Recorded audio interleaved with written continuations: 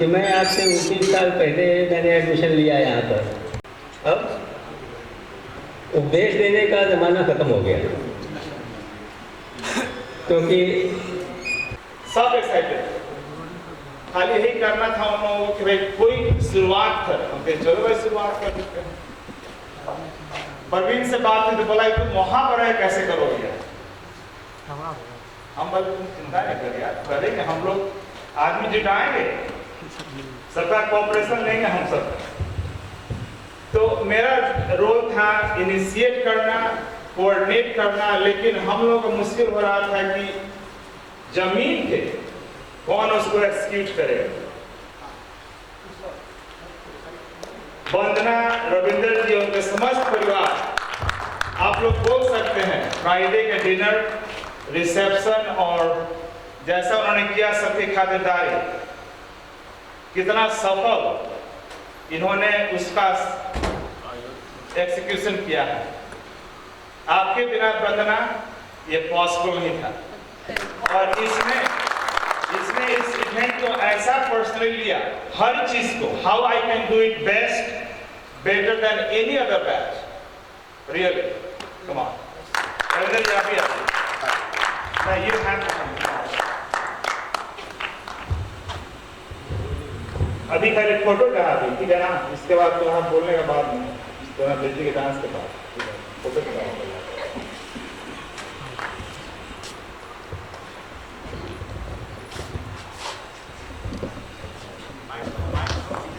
हम आ रहे हैं, फिलहाल मुद्दा नहीं हम अरे तुम ऐसे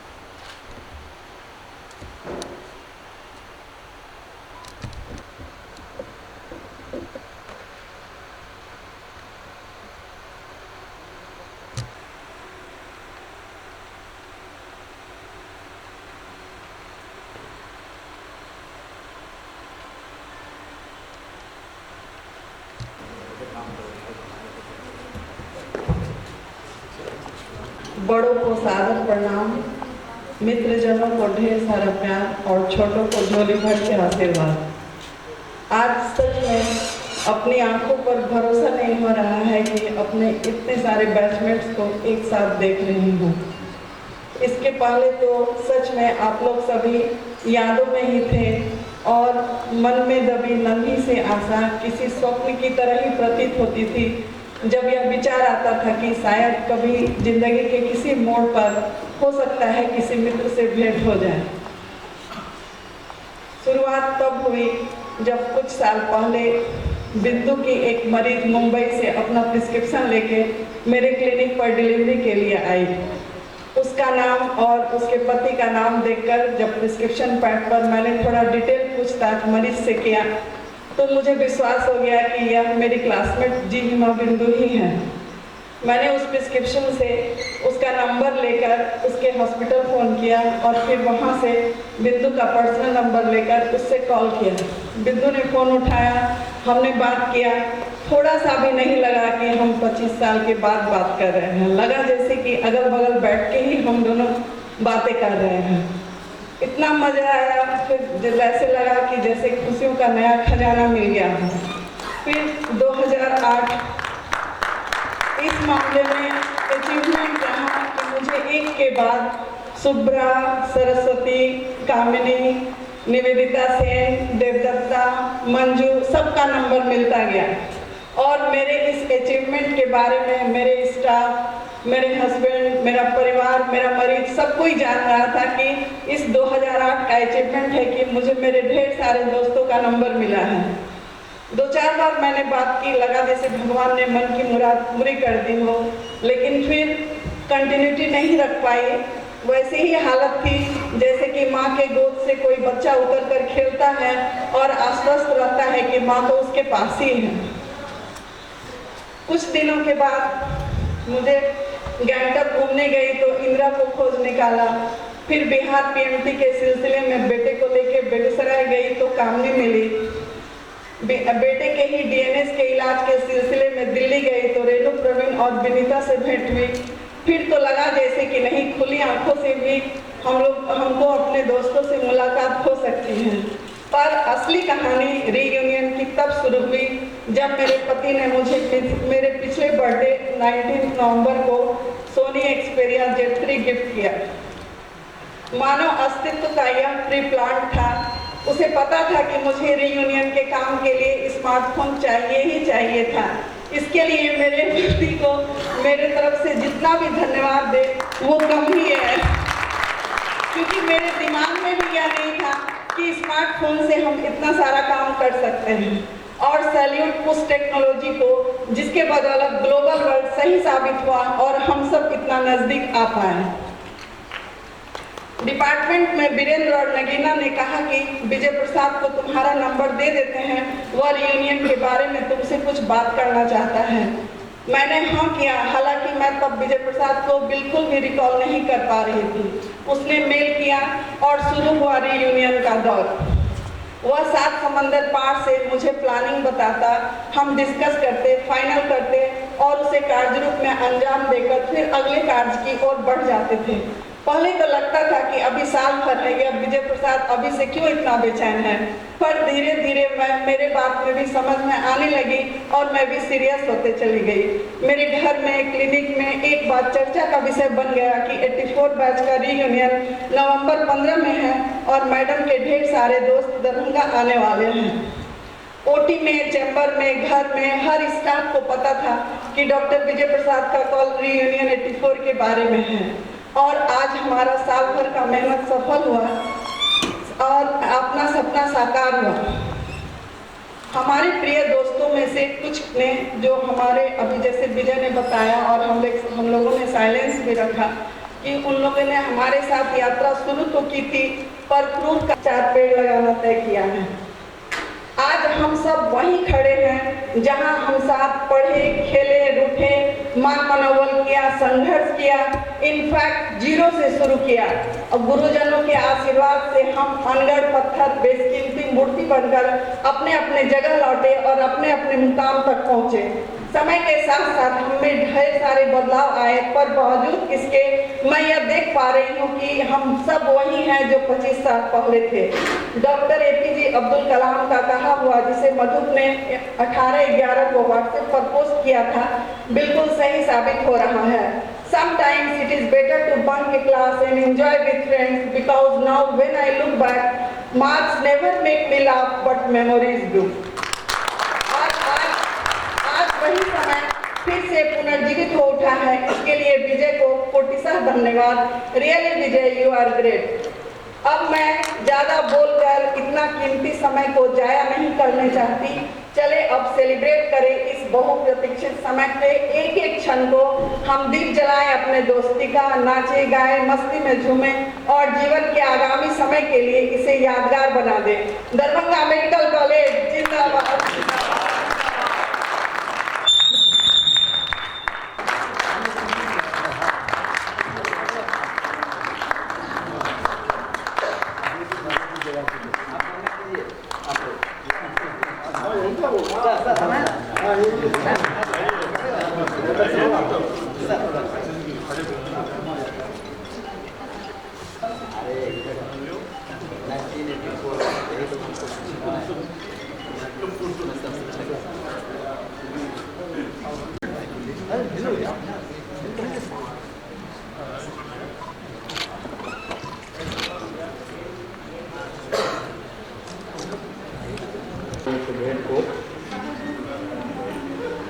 ये मेडिकल कॉलेज वही है जहाँ था, और हम लोग में से बहुत लोग ऐसे हैं जो कायदे से कई बार रिटायर कर चुके हैं। यहाँ से हमारे सर प्रोफेसर दुबे अभी हैं जो रिटायर्ड हैं। हम लोगों को 3 बार सरकार ने रिटायर किया कायदे से, एक 2 बार और रिटायरमेंट बाकी है। पता नहीं, शायद इसी मेडिकल कॉलेज में बहुत सारे लोग कुर्सी पर ही चले जाए, सरकार रिटायर करने का कुछ सोच रही है। आप लोग कम से कम इस माया जाल में जहाँ कहीं फंसे हो, अपनी रिटायरमेंट की उम्र जरूर अंदाज कर लें।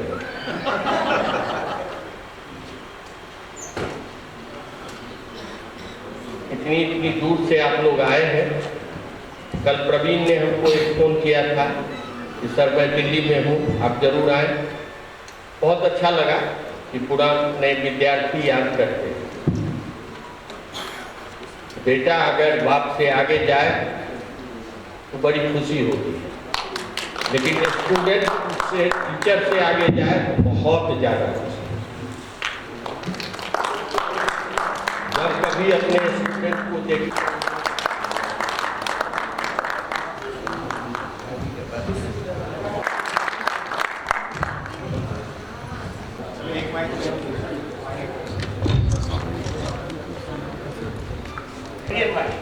लड़का लोग सारा प्रैक्टिस किया, लड़की लोग तक पूरा एकदम आपको घबराइएगा। हाँ रहिए, कोशिश की, ठीक है? ठीक है, सभी लोग बोलेंगे। तो इसमें क्या रूल क्या है कि हम इसको लीड करते हैं। तो हम जो लाइन बोलेंगे तो हमारे साथ नहीं बोलेंगे, तो खत्म करें तो आप लोग सब आपस में मिलकर एक साथ में बोलें। इस शान से देखो लहराता ये झंडा ऊंचा प्यारा है। सुख अमन उन्नति आजादी हम छात्रों का ये नारा है। सुख अमन उन्नति आजादी हम छात्रों का ये नारा है। किसान से देखो लहराता ये झंडा ऊंचा प्यारा है। इस शान से देखो लहराता ये झंडा ऊंचा प्यारा है। हम छात्र एंड छात्राएं, हमारी रग रग में खून लावा बन के उबलता है। हम छात्र हमारी रग रग में लावा बन के उबलता है। हर इनकलाब कलयुग में हमारी ही लाशों पे चलता है। हर इनकलाब कलयुग में हमारी ही लाशों पर चलता है। हम निडर सिपाही बागी हैं, परिवर्तन पर ही मान। चीनी हो या अमेरिकी, इंग्लिश रूसी या ईरानी, हो या अमेरिकी, इंग्लिश रूसी या ईरानी, सारा संसार हमारा है। सारा संसार हमारा है। हम छात्र हैं, छात्राएं हैं, सब भाई एंड बहन।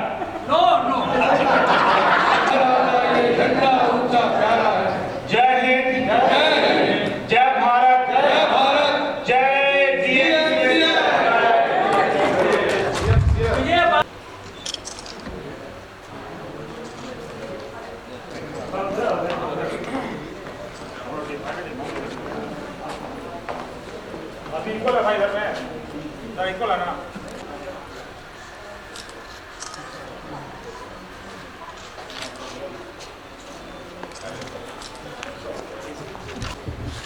कोई हंसाई आप लोग कहाँ है ऑडियंस? भैया स्माइल प्लीज। स्माइल करो भाई। ये फिर करा कि फर्स्ट ये अच्छा प्रिंसिपल साहब बैठे या हो गए? समझ गया कि बेटा या बेटी और बाप साथ में रहेंगे। इतने दिनों बाद कुछ लोग ऐसे होंगे जो 84 के या पास करने के बाद पहली बार आए होंगे, और मैं समझता हूँ कि इसमें से बहुत लोग जिसको इस दरभंगा महाविद्यालय ने प्रोड्यूस किया है वो देश ही नहीं विदेश में भी अपने कार्यकलापों से ह्यूमैनिटी की सेवा कर रहे होंगे। मुझे बहुत अच्छा लग रहा है और ये दिन काफ़ी महत्वपूर्ण है। आप लोग एक दूसरे से पुनर्मिलन कर रहे हैं। ये ओकेजन तो एवरी ईयर होना चाहिए। बहुत लोग बहुत बैच वाले एवरी ईयर करते हैं और बड़ा अच्छा लगता है। मैंने भी अपने बैच का 50वां वर्षगांठ एडमिशन ईयर जो थे आप करके पुकारूं यारे ऐसे करो, वो अभी एक अच्छा नहीं लगता है। लेकिन इस मिलन को तो मैं ऐसा ही समझ रहा हूँ, उम्र के हिसाब से चाचा तो फिटी कर जाऊंगा, दादा में सब है। मैं सबको अपने हार्दिक दिल से भगवान से मनाता हूँ। जिस प्रोफेशन में हैं वो भगवान के रूप में हैं। अपने कर्म के प्रति निष्ठा, रोगी को भगवान समझें, आप तब भगवान के कारण में लायक होंगे। रोगी आते हैं आपसे दिखाने के लिए, देखिए लाचारी हो थोड़ी सी, यह मैं नहीं कह रहा हूँ कि मानव भाव का उसका तुम भरपूर उपयोग करते होगे, यह हम सोचते हैं ऐसा होता हो। लेकिन हम यहाँ आए हैं तुमको देखने, तुमसे रूबरू होने के लिए। तुम कैसे लगते हो? 25 वर्ष गुजर गए हैं। उस समय तुम्हारी जो भी बदमाशी थी उसको मैं सहन कर लेता था। आज मैं तुमसे पूछना चाहता हूँ कि तुम मेरे इन पोते पोतियों की बदमाशी कैसे सहन करते हो? सहन कर लेते हो ना? ये सहनशीलता आई ना? तो मैं वस्तुतः यह देखने आया कि तुम कितने पुराने लगते हो। मैंने जो तुम्हें भावना भरी थी, हमारे आदरणीय श्रीवास्तव से पढ़ाया करते थे कि एट्रोफिक पॉइजनिंग होता क्या है। तो उन्हीं पॉइजनिंग को उनके द्वारा बताया मैं कविता के पाठ में आपके सामने रखना चाहता हूँ, क्योंकि मौका बहुत मुश्किल से मिला है। एट्रोफिक पॉइजनिंग वाले सर बताया करते थे कि उदिग्ध मन हृदय की चंचल, निश्वेत बदन तबेसा लाल, आंखें उड़ेलती चिंगारी, सुखी जिह्वा बेसर निहार। नमस्कार।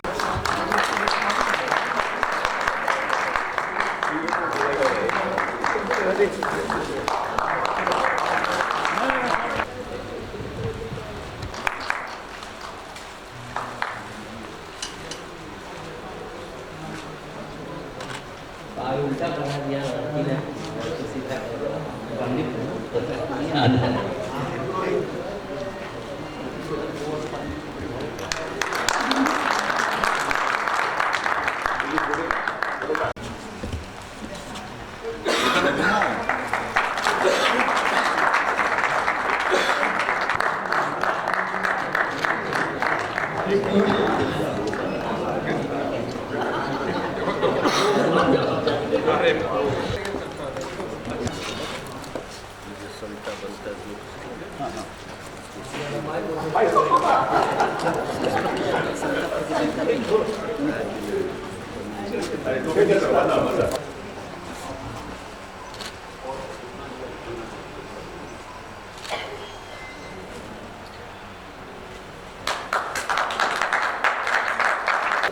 पहले साफ उल्टा करती हो ना।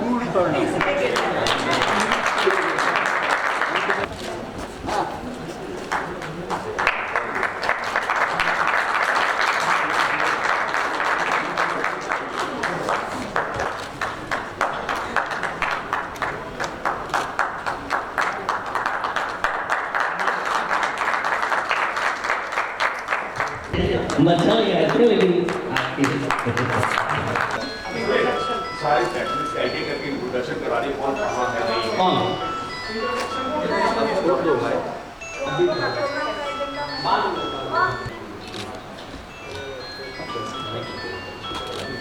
जो नेक्स्ट वीक में है